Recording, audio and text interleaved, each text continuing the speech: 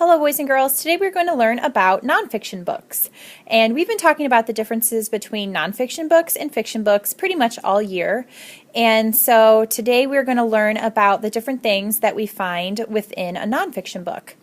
And so what's important to know is that nonfiction books can have illustrations or real life pictures.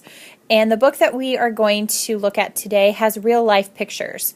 So the books that have illustrations that are nonfiction books can sometimes be a little bit more difficult to figure out if it's a nonfiction book. So we have to read the words to figure that out.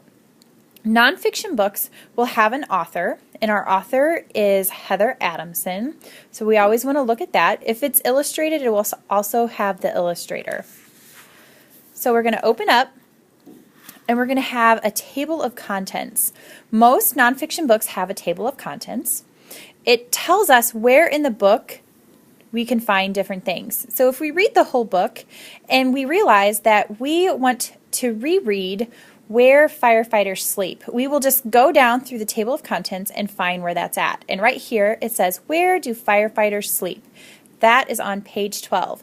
So all we have to do is go straight to page 12 and we will find that entry. That way we don't have to sift through the whole book looking for where firefighters sleep.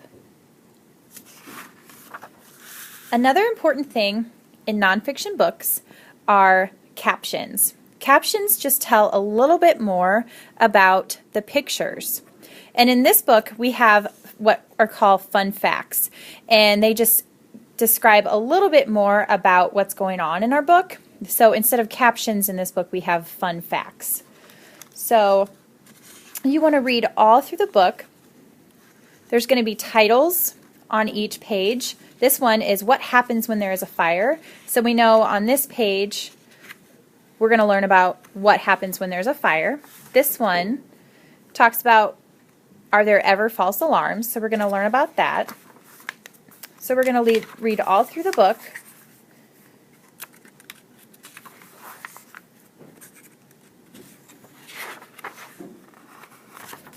And we're going to get to this page. This is a really important page too because it has a fire truck and it's labeled. We've been labeling things pretty much all year. So this is a good page for us to look to.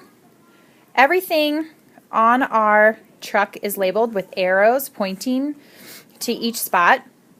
And some of the things also have a little bit underneath each label that kind of tells a little bit about each part.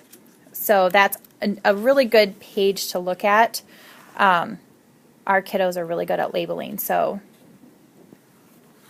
that's a good page to look at. At the very end, you'll find a glossary. Not all nonfiction books have glossaries, but this one does. Throughout the book, you'll find bolded typed words. And these are words that we may not see a lot, and we may not know what the definition is. But in the back of the book, we have the word and what the word means. So here's dispatcher. It also has how we say the word. And this is a person who answers 911 calls and assigns rescue workers. So if you read a book and you see a word in bold type, you'll know that that's probably going to also be located in the glossary, and we'll be able to find the definition in the back.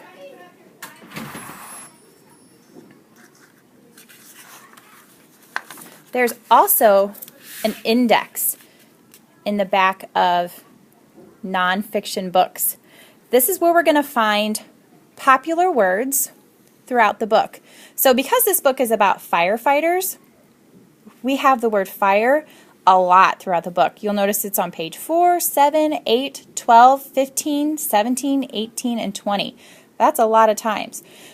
So if you read the whole book and you want to know where we can find the word smoke, go to the index and you'll know that it's on page 17.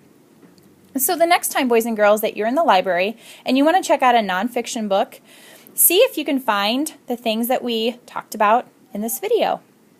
Okay, thanks. Have a great weekend.